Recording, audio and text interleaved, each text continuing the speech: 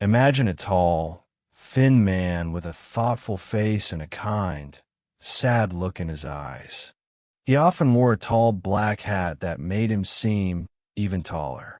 This man was Abraham Lincoln. He was born in a simple wooden house, a log cabin, but he grew up to become one of the most important presidents in the history of the United States. His story is not just about becoming a leader. It's about a boy who loved books, a young man who believed in honesty, and a president who faced the most difficult test a country can face, a war against itself. This is the story of his journey, his struggles, and the great choices he made that changed a nation forever. On February 12, 1809, in a small, one-room log cabin in Kentucky, a baby boy was born. His parents, Thomas and Nancy Lincoln, named him Abraham. The world he was born into was a wild and quiet place. There were no big cities nearby, no paved roads, only endless forests and the sounds of nature. The Lincoln family was poor. They did not have much money or fine things. Their home had a dirt floor and a single window. Life was hard work from sunrise to sunset. Thomas Lincoln was a strong farmer and carpenter, but it was always a struggle to make a living from the tough land. From a very young age, Abe learned what it meant to work. He helped his father clear trees, plant crops, and build fences. He was a strong boy, and his arms grew muscular from swinging an axe. But inside this hard-working boy was a mind that was hungry for something else: knowledge. While his father saw the world in terms of land and labor, Abraham saw it in terms of stories and ideas. His mother, Nancy, was a gentle woman who could read a little. She would read the Bible to him, and those stories were like magic to young Abe. They were windows to a world beyond the Kentucky woods. Tragedy struck when Abraham was only 9 years old. His mother became very sick and died. The loss was a deep shadow that fell over his young life. He loved his mother dearly, and suddenly she was gone. For a long time, the little cabin felt empty and sad. It was a difficult time for Abe, his older sister Sarah, and his father. A year later, Thomas Lincoln married a kind widow named Sarah Bush Johnston. She came into the family with 3 children of her own, and she brought warmth and encouragement back into the Lincoln home. Abe's new stepmother saw the special spark in him. She saw his love for reading and encouraged it. She brought a few more books with her, and for Abe, these books were treasure. In that time and place, schools were rare. Abe went to school for only a very short time in his whole life, maybe less than a year in total. But his education never stopped. Every book he could find, he read. He would borrow books from neighbors, sometimes walking for many miles to get one. At night, when the day's work was done, he would lie on the floor by the fireplace. The soft light from the fire was just enough to see the words on the page. To him, knowledge was like that small firelight in a dark room. It pushed back the darkness and showed him a bigger world. He read the Bible, storybooks like Robinson Crusoe, and books about the history of America, including the life of George Washington. He practiced writing on a wooden board with a piece of charcoal because paper was too precious to waste. When Abe was a young man, his family moved again, this time to a new state called Illinois. He was now over 6 feet tall, strong from years of physical labor, and known for his skill with an axe. People started to call him the rail splitter because he could split logs into rails for fences faster than most other men. This image of him as a strong, hard-working, common man would stay with him for the rest of his life. But Abe knew he did not want to be a farmer or a woodcutter forever. His mind, filled with ideas from all the books he had read, was looking for a different path. He decided it was time to leave home and make his own way in the world. He moved to a small, new village called New Salem, Illinois. Here, the tall, slightly awkward young man began to find his place. He tried many different jobs. He worked as a store clerk, a postmaster, and even helped to pilot a flatboat down the river to New Orleans. It was on this trip that he saw a slave market for the first time. The sight of human beings being bought and sold like animals deeply disturbed him. It was a memory that he would carry with him for years, a quiet seed of an idea that all people should be free. In New Salem, people quickly learned something important about Abe Lincoln. He was completely, unshakably honest. There's a famous story about him working as a store clerk. One evening, after he closed the store, he realized he had accidentally given a woman a few cents less in change than she was owed. It was a tiny amount of money, but to Lincoln, a promise was a promise, and a debt was a debt. He walked several miles in the dark to the woman's home just to give her the correct change. Stories like this spread, and soon everyone began to call him Honest Abe. This was not just a nickname. It was a description of his character. People trusted him. They came to him to settle arguments because they knew he would be fair. It was this trust and his growing ability to speak clearly and persuasively that led him into politics. He saw that the community needed rules and leadership to grow and prosper. He thought he could help. He decided to run for a position in the Illinois state government. He stood on a tree stump, a bit nervous, and gave his first political speech. He lost that first election, but he did not give up. It was a valuable lesson. He learned that to succeed, he needed to connect with even more people. He tried again a couple of years later, and this time he won. At the age of 25, Abraham Lincoln was a lawmaker. During these years in New Salem, Lincoln also experienced deep personal sadness. He fell in love with a young woman named Rutledge. By all accounts, she was kind and intelligent, and they planned to marry. But then, tragedy struck again, and became sick with a fever and died. Lincoln was heartbroken. His friends worried about him as he fell into a deep depression, what he called his melancholy. He would walk for hours by himself, lost in grief. This deep sadness would be a part of him for the rest of his life.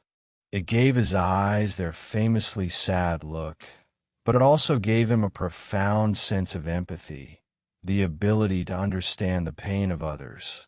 To move forward, Lincoln knew he needed a new challenge, a new profession. He decided to become a lawyer. He did not go to a fancy law school. Just like with his early education, he taught himself. He bought old law books, and he studied them day and night. The law fascinated him. It was a system of logic and reason, a way to bring order to human affairs. In 1836, he passed his exams and became a lawyer. It was a major turning point. The poor boy from the log cabin was now a professional man, ready to step onto a bigger stage. Lincoln moved to the new state capital of Illinois, a growing town called Springfield.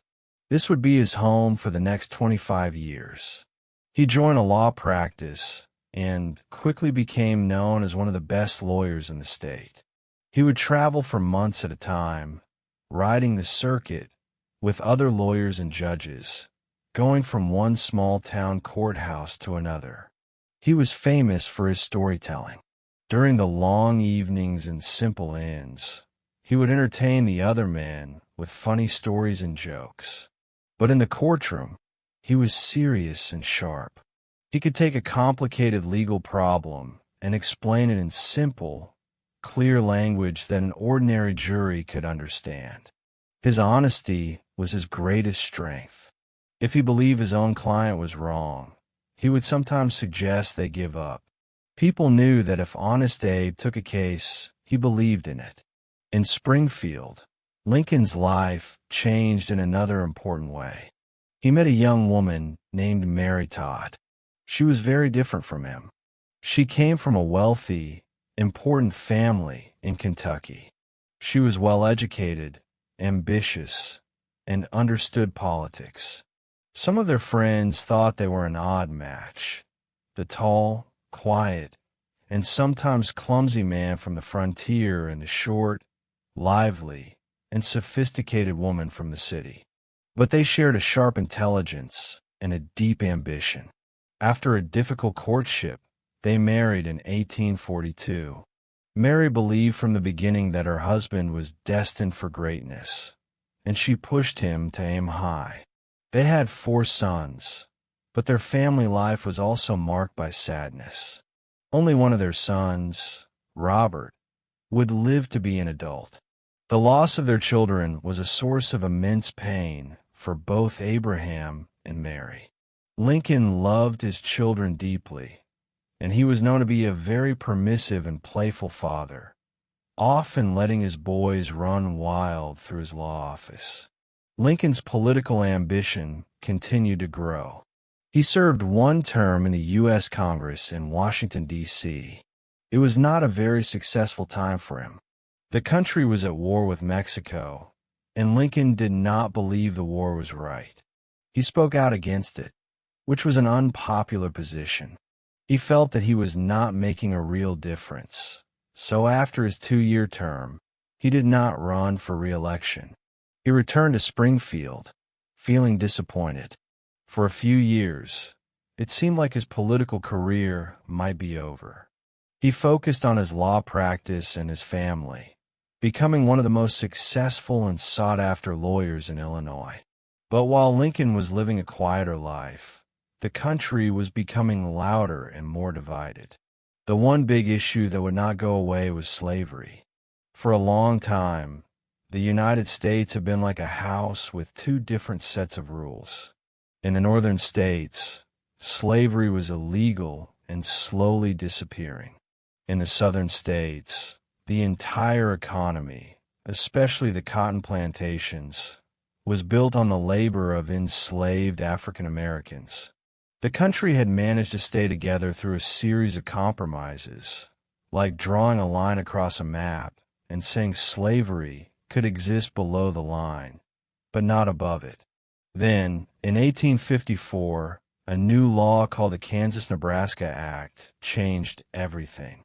This law destroyed the old compromises.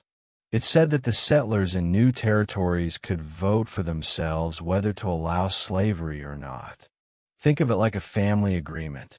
Imagine the parents had said, "No playing with fire in any of the new rooms we build."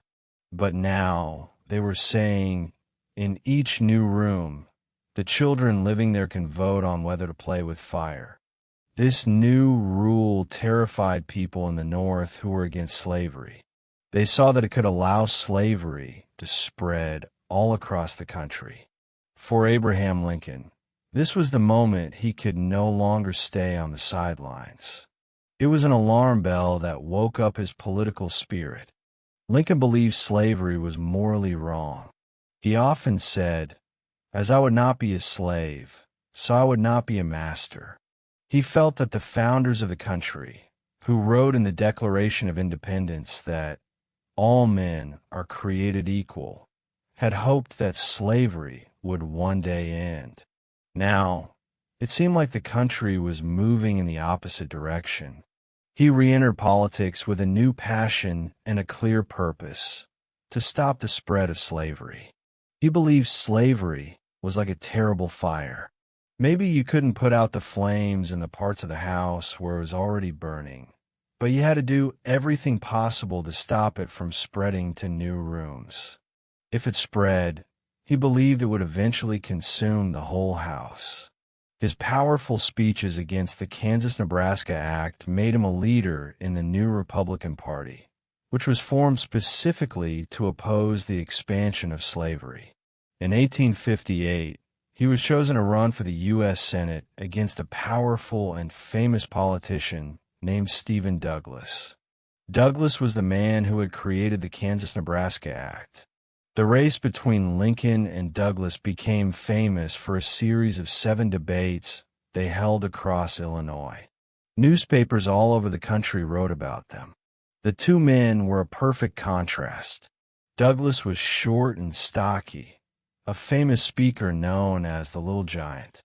Lincoln was tall and lanky, with a high-pitched voice, but his words were full of logic and moral power. During the debates, Lincoln made his position clear. He was not, at that time, calling for the end of slavery in the South, but he argued powerfully that it should not be allowed to expand into the new Western territories. He gave a famous speech where he said, "A house divided against itself cannot stand. I believe this government cannot endure, permanently half slave and half free. It will become all one thing or all the other." He was saying that the country was on a path to a crisis, and a choice had to be made. Lincoln lost that Senate election, but the debates had made him famous. People across the North had read his words. They saw him as a clear, honest, and powerful voice against slavery's expansion. 2 years later, in 1860, the Republican Party was looking for a candidate for president. They needed someone who was seen as moderate but firm on the issue of slavery.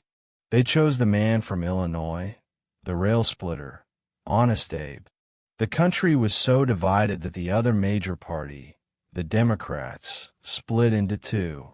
Because his opponents were divided, Abraham Lincoln won the election and became the 16th president of the United States. The reaction in the South was immediate and extreme. The Southern states saw Lincoln's election as a direct threat to their way of life, which depended on slavery. To them, it felt like the national government was now in the hands of their enemies. Before Lincoln even took office, South Carolina declared that it was leaving the United States. It was like a group of business partners deciding to quit the company and start their own because they didn't like the new boss. 6 other states quickly followed. They formed their own new country, which they called the Confederate States of America.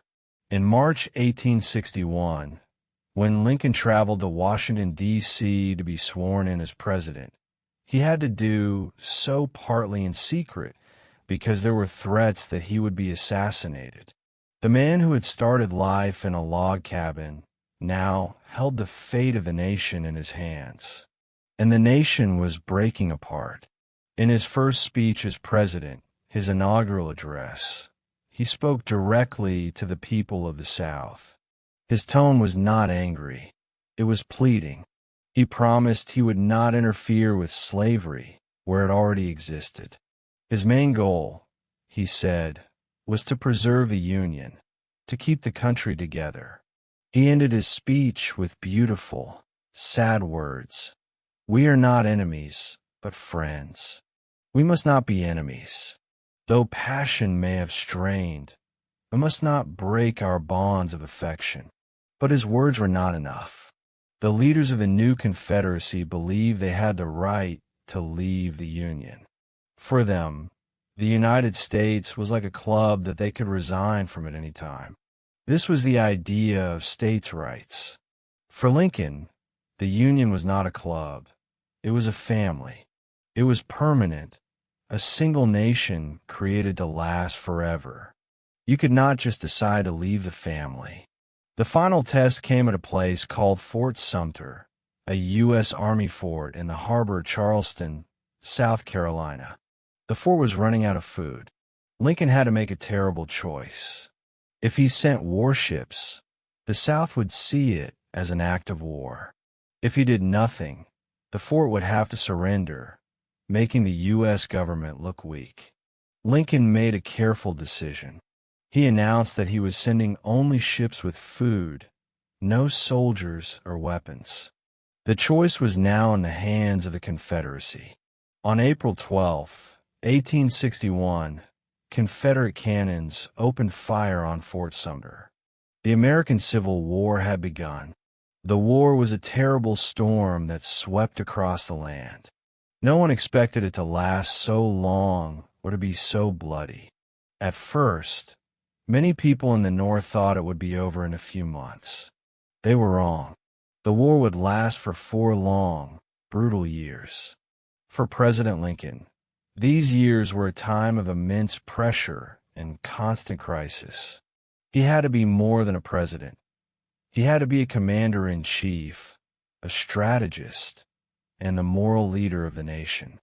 The early years of the war were a disaster for the Union Army.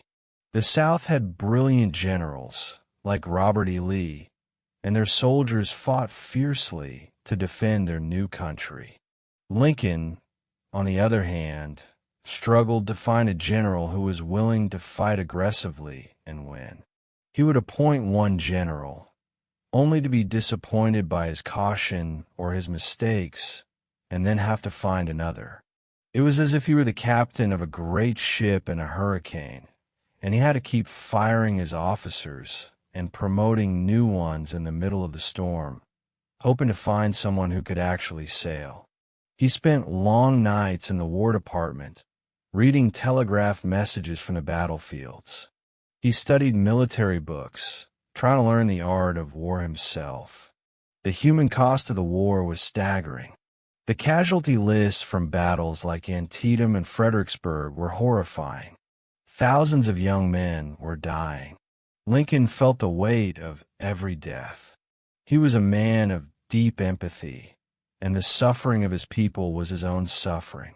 He would often visit the Army hospitals in Washington, walking through the rows of wounded and dying soldiers, talking to them, shaking their hands, and offering what little comfort he could. He wrote countless letters to mothers who had lost their sons in battle. These letters show the heart of the man, kind, compassionate, and sharing in their grief. In the middle of this national tragedy, a personal tragedy struck the Lincoln family. In 1862, his beloved 11-year-old son, Willie, died of a fever. Both Lincoln and his wife were devastated. For a president already carrying the sorrows of a nation, this personal loss was almost too much to bear. Some said that after Willie's death, the look of sadness in Lincoln's eyes deepened and never left. As the war dragged on, Lincoln's thinking about its purpose began to change. At first, his only stated goal was to save the Union, to bring the Southern states back into the nation. He was afraid that if he made the war about ending slavery, he would lose the support of important border states, slave states that had remained loyal to the Union. But as the months turned into years, and the river of blood flowed wider, Lincoln came to believe that the war must have a greater moral purpose. He could not justify so much death and suffering just to put the map back together the way it was. He realized that the Union and slavery could not both survive. The fire had to be put out. He began to plan a bold and historic move. In the summer of 1862, he called his cabinet together and told them he had decided to issue a proclamation that would free the slaves in the rebellious states. His cabinet was shocked. Some thought it was too radical. They advised him to wait for a Union victory on the battlefield, so the proclamation would look like an act of strength, not desperation. Lincoln agreed to wait. In September 1862, the Union Army finally won a major battle at Antietam.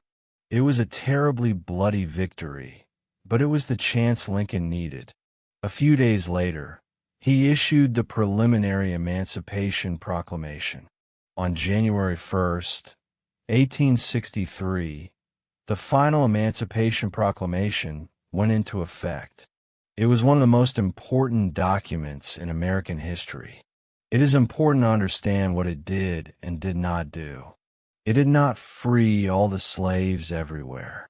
The slaves in the loyal border states were not freed by this proclamation.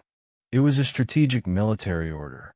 It declared that all enslaved people in the areas still in rebellion against the United States were thenceforward and forever free. Think of it as a giant no trespassing sign that the president posted on the Confederacy. It had two powerful effects. First, it weakened the Confederacy because its entire economy depended on slave labor. Every enslaved person who escaped to the Union lines was a worker lost to the South. Second, and even more importantly, it allowed African American men to join the Union Army.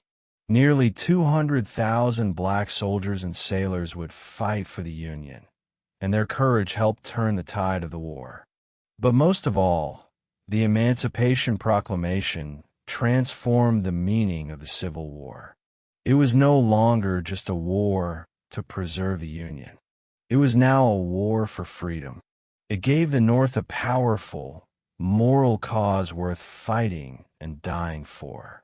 In November 1863, Lincoln was invited to give a few appropriate remarks at a ceremony to dedicate a new national cemetery at Gettysburg, Pennsylvania. A terrible battle had been fought there a few months earlier, leaving more than 50,000 soldiers killed, wounded, or missing. The main speaker of the day spoke for 2 hours. Then, President Lincoln stood up.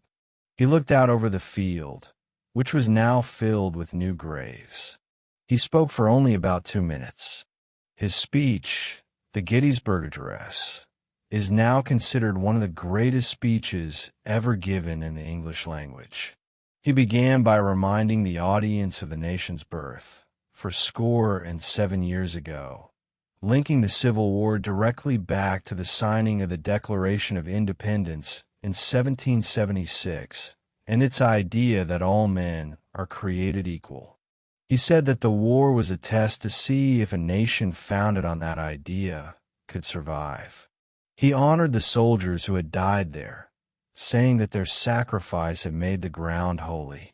And he ended by defining the purpose of their sacrifice and the purpose of America itself, that this nation, under God, shall have a new birth of freedom, and that government of the people, by the people, for the people, shall not perish from the earth.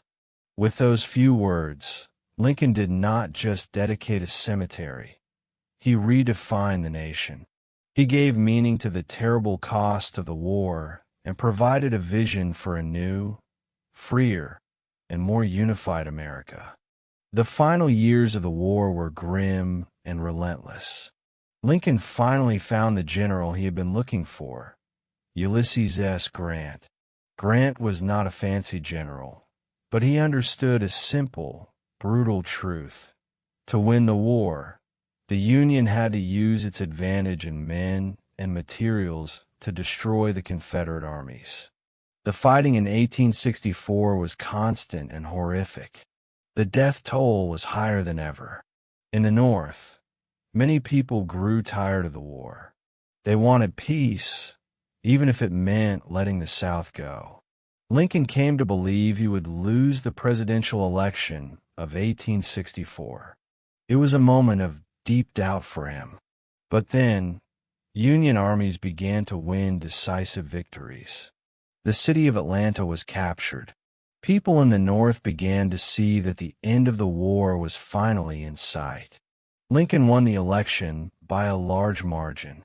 With his re-election secured and victory on the horizon, Lincoln began to think deeply about the future. What would happen after the war? How could the broken nation be pieced back together? He did not want revenge. He did not want to punish the South. He wanted to heal the nation's wounds. In his second inaugural address, in March 1865, he gave another short, powerful speech.